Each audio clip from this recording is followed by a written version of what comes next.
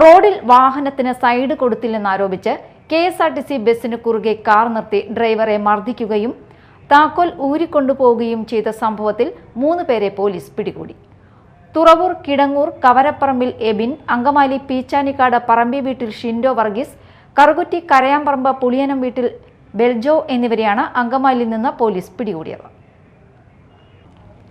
December 26 രാത്രി 11:45 Chalakudy south fly ഓവറിന് സമീപം service റോഡിലായിരുന്നു സംഭവം.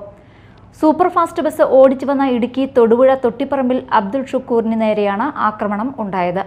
പ്രതികൾ സഞ്ചരിച്ചിരുന്ന ഇന്നോവ കാറിന് ബസ് സൈഡ് കൊടുത്തില്ലെന്ന വിരോധമാണ് ആക്രമണത്തിൽ കലാശിച്ചത്. ബസിന് കുറുകെ കാർ വട്ടം വെച്ച് തടഞ്ഞ പ്രതികൾ ഡ്രൈവർ അബ്ദുൾ ഷുക്കൂറിനെ അസഭ്യം പറയുകയും മർദ്ദിക്കുകയുമായിരുന്നു. തുടർന്ന് ബസിന്റെ താക്കോൽ ബലമായി ഊരിക്കൊണ്ടുപോയി. തുറവൂർ കിടങ്ങൂർ കവരപ്പറമ്പിൽ എബിൻ, അങ്കമാലി പീച്ചാനിക്കാട് പറമ്പി വീട്ടിൽ ഷിൻഡോ വർഗീസ്, കറുകുറ്റി കരയാമ്പറമ്പ് പുളിയനം വീട്ടിൽ ബെൽജോ എന്നിവരെയാണ് പോലീസ് അറസ്റ്റ് ചെയ്തത്. ഡ്രൈവറുടെ ഔദ്യോഗിക കൃത്യനിർവഹണം തടസ്സപ്പെടുത്തിയതിനും ബസിന്റെ ട്രിപ്പ് മുടക്കിയതിനുമാണ് പ്രതികൾക്കെതിരെ കേസെടുത്തിരിക്കുന്നത്.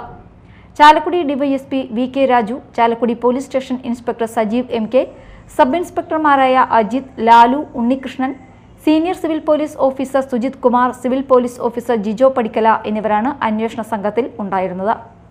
Media time, Chalakudy.